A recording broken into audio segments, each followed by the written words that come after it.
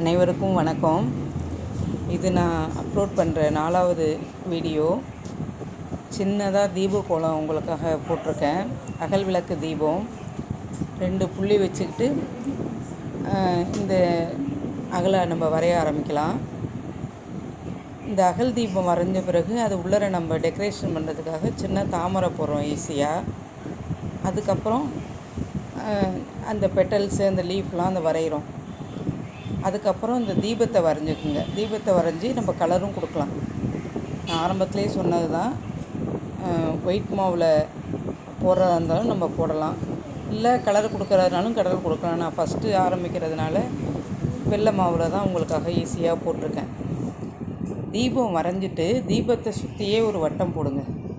வட்டம் நமக்கு அழகாக வரும்னு இது கவலைப்பட வேணாம். ஏன்னா தீபம் விளக்கு வரைஞ்சிட்டு அதை சுற்றி போடு கிழிக்கும் போது ஆட்டோமேட்டிக்காக வட்டம் நமக்கு வந்துடும்.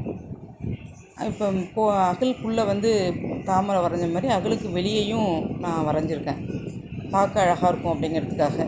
பொதுவாக வெள்ளி செவ்வாயில் நம்மலாம் இங்கே தீபக்கோலம் போடுவோம். அது மாதிரி போட்டு தாமரையில் இந்த தீபம் ஏற்றி வச்சுருக்க மாதிரி இருந்தால் நேச்சுராக பார்க்க அழகாக இருக்கும். அந்த தாமரை இதழ் வரைஞ்சிட்டு அதுக்கு இதுமாரி ஷேடு கொடுத்தோம்னா தாமரை பூத்திருக்க மாதிரியே பார்க்குறதுக்கு அழகாக இருக்கும். இந்த உள்ளுக்குள்ளே போட்ட தாமரை பூவுக்கும் அது மாதிரி அந்த மகரந்த பூ அந்த கோலமாவாலே அப்படி நான் ஷேடு கொடுக்குறேன்.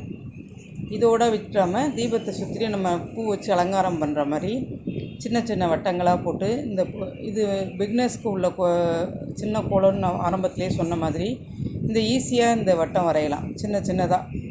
இப்போ பெரிய பூவெலாம் வரைகிறது தான் கஷ்டம். இந்த மாதிரி ரவுண்டு நம்ம சைஃபர் போடுற மாதிரி கோலம் மாவில் இந்த மாதிரி போட்டோம்னா சின்ன சின்ன வட்டங்களாக பார்க்க தீபத்தை சுற்றி அலங்கரித்த மாதிரி இது அழகாக இருக்குதா இல்லையா உங்களுக்கு?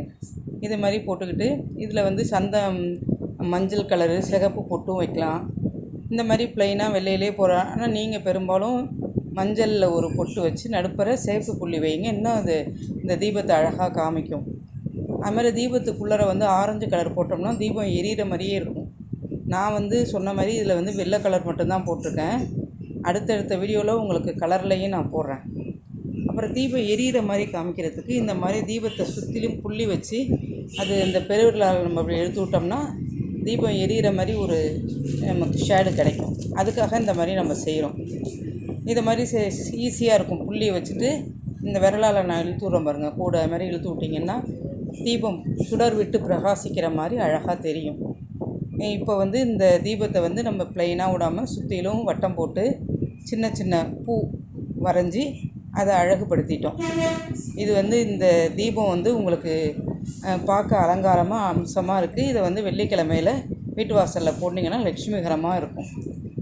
என்னுடைய வீடியோ உங்களுக்கு பிடிச்சிருந்ததுன்னா அதை லைக் பண்ணுங்கள், சப்ஸ்கிரைப் பண்ணுங்கள்.